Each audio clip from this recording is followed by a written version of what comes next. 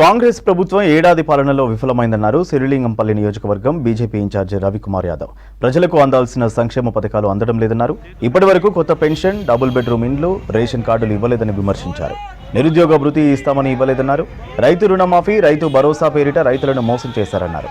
సిరిలింగంపల్లి నియోజకవర్గం ఆల్విన్ కాలనీలోని పార్టీ కార్యాలయం నుంచి భారీ బైక్ ర్యాలీ నిర్వహించారు బీజేపీ నేతలు.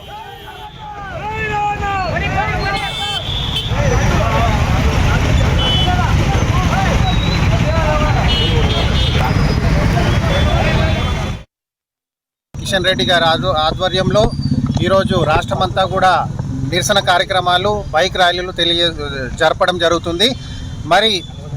మరి ముఖ్యంగా మన కాన్స్టిట్యూన్సీకి వచ్చే వరకు మీ అందరికి తెలుసు, మరి భారతీయ జనతా పార్టీ మేమందరం కూడా 3-4 సంవత్సరాలు ప్రతి డోర్ టు డోర్ పోయి టీఆర్ఎస్ పార్టీ ఇచ్చినటువంటి హామీలు, వాళ్ళ వైఫల్యాలు అన్నీ కూడా డోర్ టు డోర్ పోయి చెప్పడం జరిగింది. కాకపోతే మరి రాష్ట్రమంతా కూడా మరి కాంగ్రెస్ ప్రభుత్వం రావడం జరిగింది. మరి వీళ్ళు 6 గ్యారంటీలు అని చెప్పి 66 అబద్ధాలతో ఈరోజు ఏ పని కూడా సంవత్సరం అయ్యింది, ఈరోజు వరకు కూడా ఏ హామీ రాలేదని చెప్పి నేను తెలియజేస్తున్నా. మరీ ముఖ్యంగా మహిళలకు 2500 రూపాయలు ఇస్తామన్నారు, గ్యాస్ సిలిండర్లు ఇస్తామన్నారు, నిరుద్యోగ భృతి ఇస్తామన్నారు, మరి తులం బంగారం ఇస్తామన్నారు, విద్యార్థులకు మరి బైక్ ఇస్తామని చెప్పిర్రు.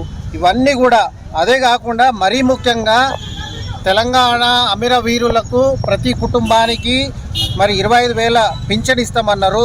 అదేవిధంగా ప్రభుత్వ ఉద్యోగం ఇస్తామన్నారు. 250 గజాలు